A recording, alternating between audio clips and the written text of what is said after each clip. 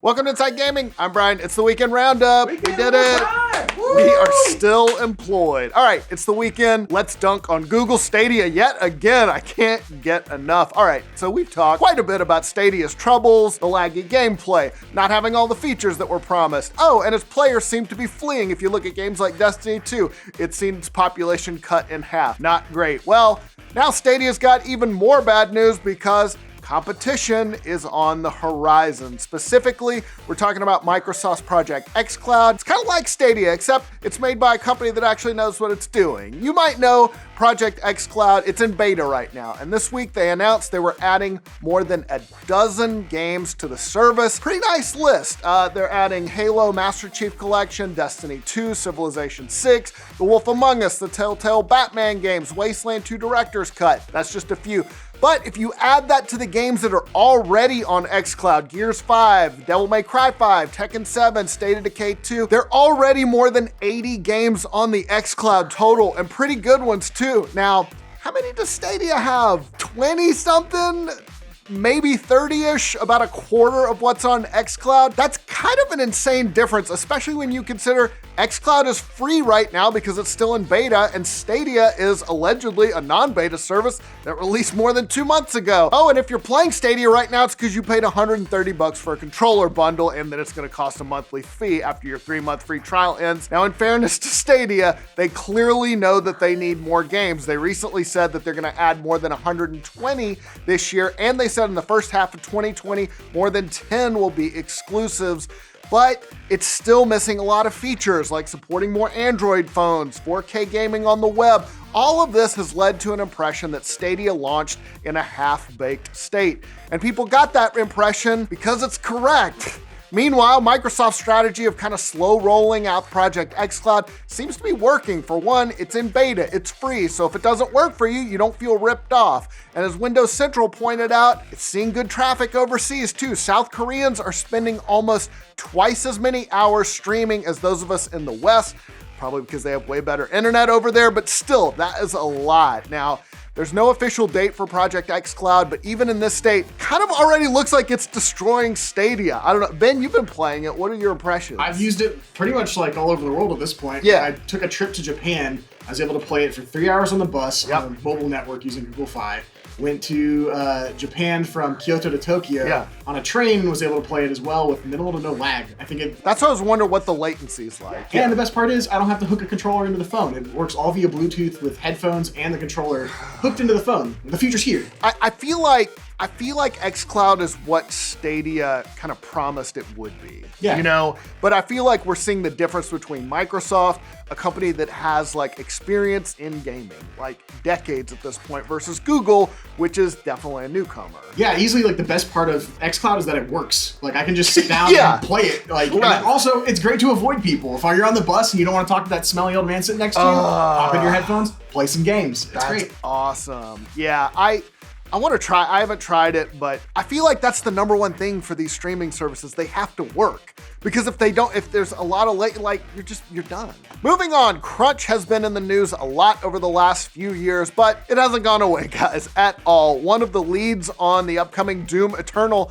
said there has been a lot of crunching to get the game out. Executive producer Marty Stratton told VG247 they worked long hours at id Software, and the game's delay to March allowed them to work out a lot of bugs. That's great, but then he added, we were crunching pretty hard most of last year. It goes in phases.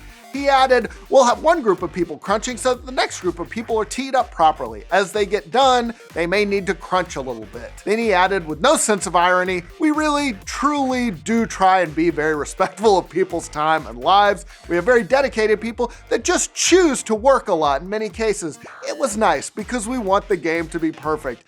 There's a pretty good illustration of why crunch isn't going to magically go away, because bosses aren't just going to decide one day to take it easy on you.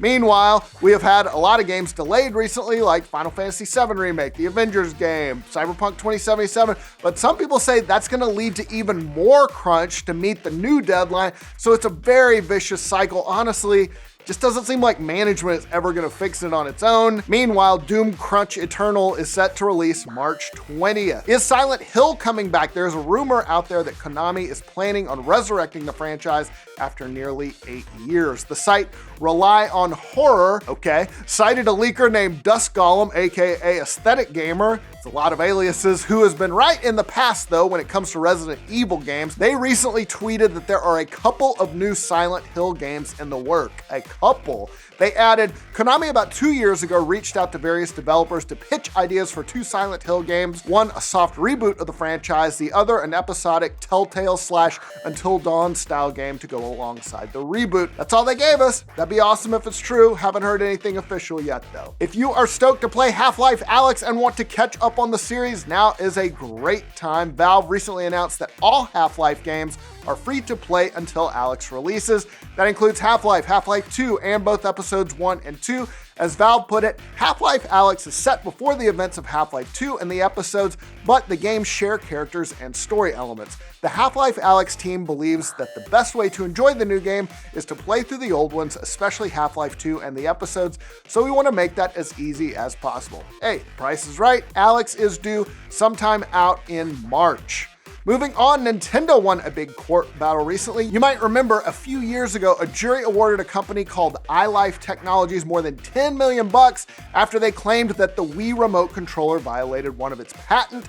Well, a court in Dallas, Texas threw out that judgment this week, claiming that iLife was, quote, impermissibly trying to cover the broad concept of using motion sensors to detect motions. That is pretty broad. iLife did have several other patents that it tried to sue Nintendo over. The others were found invalid in 2016. In a statement, Ajay Singh, Nintendo of America's Deputy General Counsel, said, "We are pleased that after many years of litigation, the court agreed with Nintendo. We will continue to vigorously defend our products against companies seeking to profit off of technology they did not invent." All right, time for a 5-second review.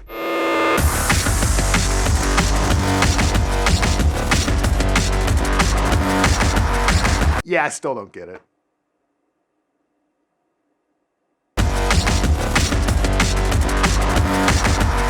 Okay, now let's get to the new releases, and we're gonna start off with a big one.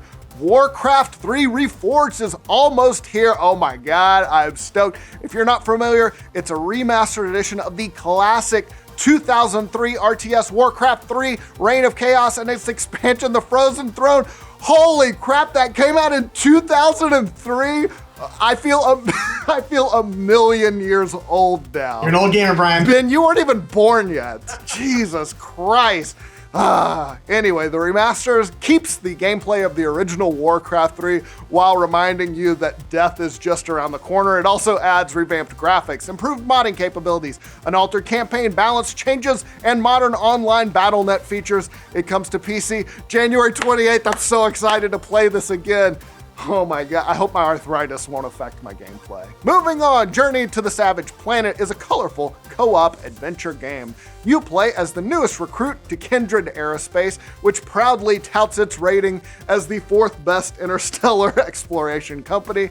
Dropped onto an uncharted planet with little equipment, you must determine if this planet is fit for human habitation, but perhaps you're not the first to set foot here.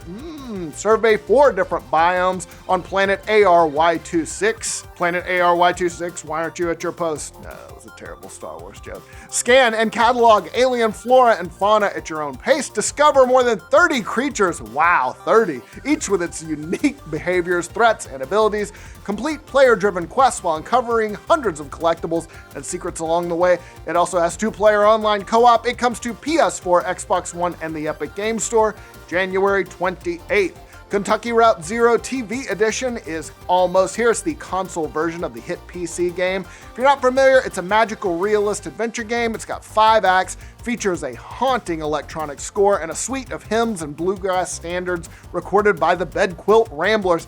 That is a great bluegrass band name. Rendered in a striking visual style that draws as much from theater, film, and experimental electronic art as it does from the history of video games, this is a story of unpayable debts, abandoned futures, and the human drive to find community. Sounds like student loans. Originally published episodically over a span of years, the TV edition collects all 5 acts along with the interludes, which were originally published separately. It's coming to the PS4, Xbox One, and Switch January 28th. Pillars of Eternity 2 Deadfire is coming to consoles. Pursue a rogue god over land and sea in the sequel to the award-winning RPG Pillars of Eternity. Captain your ship on a dangerous voyage of discovery across the vast, unexplored archipelago region of the Deadfire. Bend the world to your will as you explore the depths of infinite possibilities, including detailed character customization, total freedom of exploration, and more meaningful choices at every turn.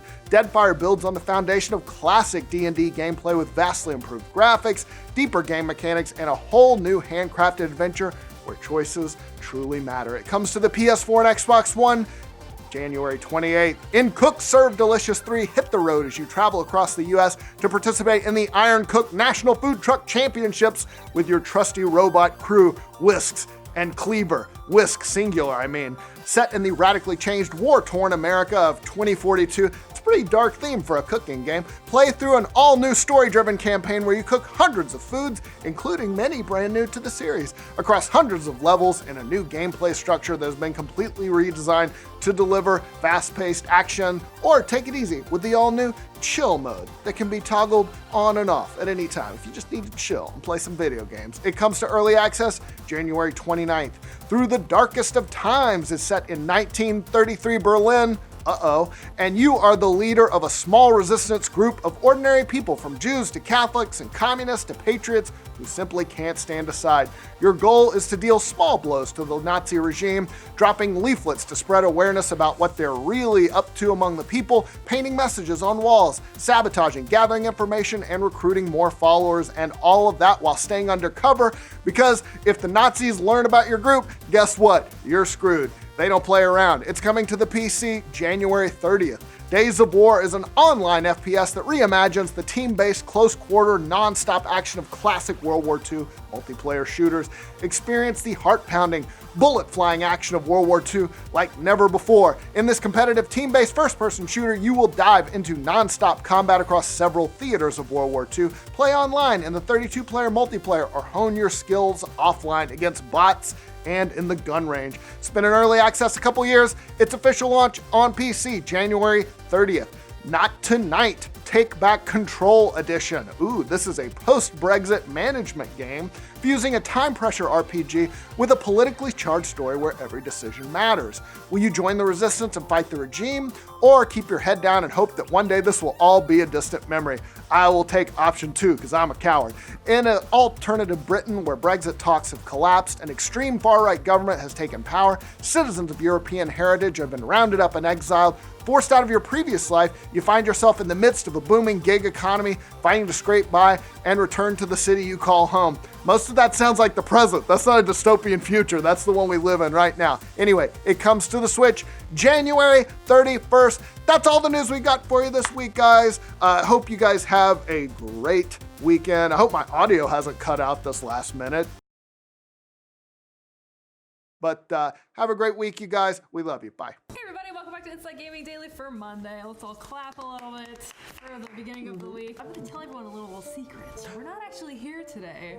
Ooh, it's a holiday. Ooh, this is us from the past. Are you getting scared? Whoa! Yeah, happy MLK Day, everybody. We're going to talk about Google